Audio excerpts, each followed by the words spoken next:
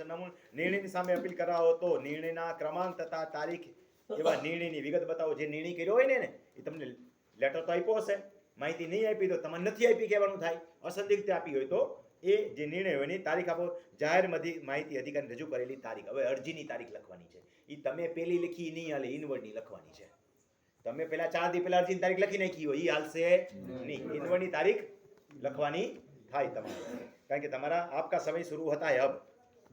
બરોબર. માહિતીની વિગતો, માંગવામાં આવેલી માહિતી તમારી શું હતી એ લખો. હવે એનો સમયગાળો શું હતો, 24 કલાક વાળો કે 30 દિવસનો એ લખો. બરોબર. એટલે લખો કે 30 દિવસ. જાહેર માહિતી અધિકારી રજૂ કરીને 30 દિવસ પૂરા થયા હોય તારીખ તમે જ દર્શાવો કે 6 તારીખે મેં અરજી કરી હતી, 31મો મહિનો હતો તો 4 તારીખે પૂરી થઈ ગઈ, 30મો મહિનો હતો 5 તારીખે પૂરી થઈ ગઈ. પછીના મહિનાની સ્પષ્ટ લખવાનું કે 6/5/2025 તો 5/7/2025 30 દિવસ પૂરા કેદી થયા છે એ લખવાના છે. તો જ સજા થઈ, ક્ષતિ થઈ શકે નહીં ખબર પડે.